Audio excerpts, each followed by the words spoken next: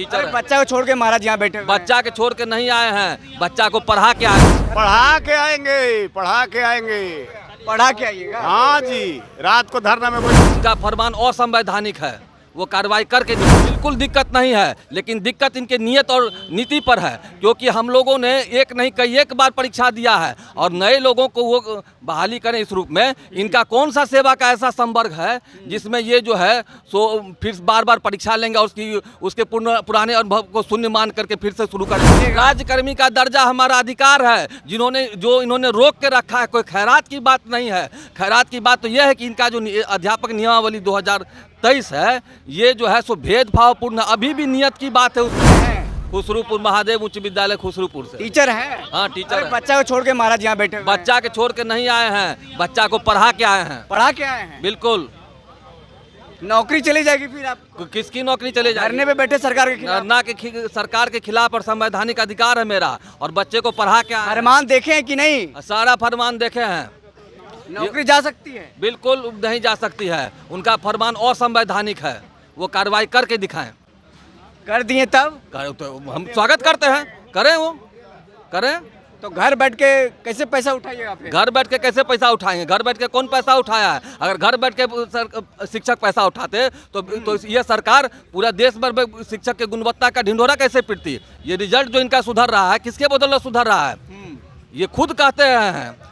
इनके आनंद किशोर और इनके सबसे पहले बिहार देश में रिजल्ट देने का काम करता है ये। और उस थपथपाती है सरकार ना? बिल्कुल थपथपाती है, थपथपाना भी चाहिए। शिक्षकों की योग्यता के बदौलत थपथपाती है, बच्चों के उन्नत संस्कार के बदौलत थपथपाती है सरकार। सवाल है कि क्या दिक्कत है बीपीएससी से अगर टीचर का भर्ती हुआ तो अच्छे योग्य टीचर आएंगे?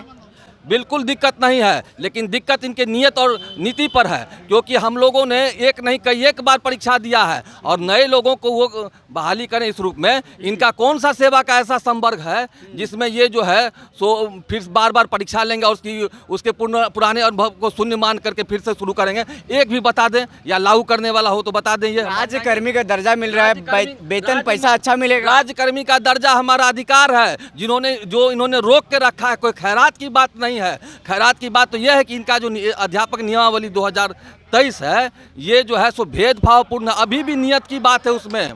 35,000 नियत की बात है, कोई वेतन स्ट्रक्चर, उस वेतन संरचना की बात नहीं है उसमें। आप इस बात को जनता के बीच पहुंचाइए, समझिए। लोग लालू के जमाने में शिक्षक भर्ती होते थे, आपके भर्ती कितना अंतर है उसमें? पहले ठीक था कि अभी ठीक है?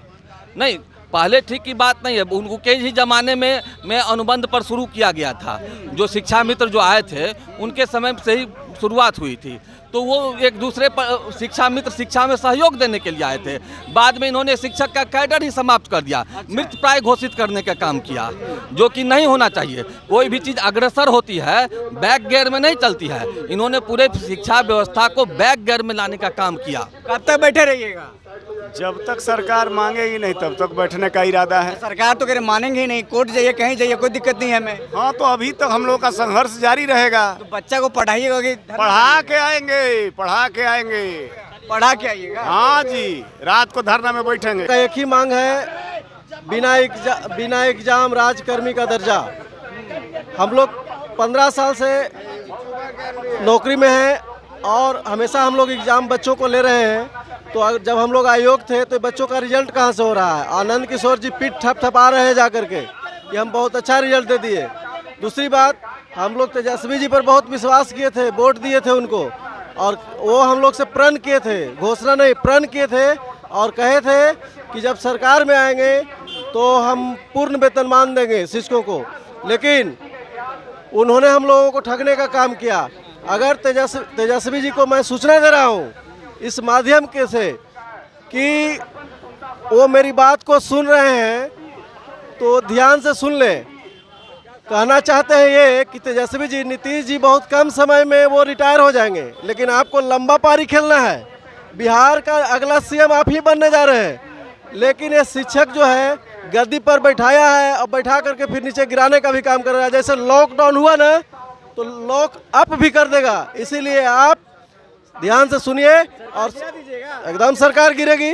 और हम लोग जो विश्वास किए थे, जो झूठ सच बोल करके हम लोग से वोट लिए, अगला बार शिक्षक इन पे विश्वास नहीं करेगा अगर ऐसा करेंगे तो। क्योंकि नीतीश जी पर को वोट हम लोग समझ के नहीं दिए थे, हम लोग तेजस्वी जी को सोच करके वोट दिए थे कि ये वादा कर रहे हैं, नौजुवक हैं और ये सही में जो घोषणा कर रहे हैं वो अपने वादे पर खड़ा उतरेंगे, लेकिन वो अपने वादा पर खड़ा नहीं उतरे, जिसके कारण आज पूरे बिहार के शिक्षकों में रोष है, पूरे बिहार के शिक्षकों का ठगने का काम किए हैं, जिसके कारण अगली बार इनको जो इलेक्शन आ रही है 24 और 25 में, उनको मजा चखाने का काम करेगा ये शिक्षक संघ और शिक्षक। रात में धरना बैठिएगा, एकदम बैठेंगे।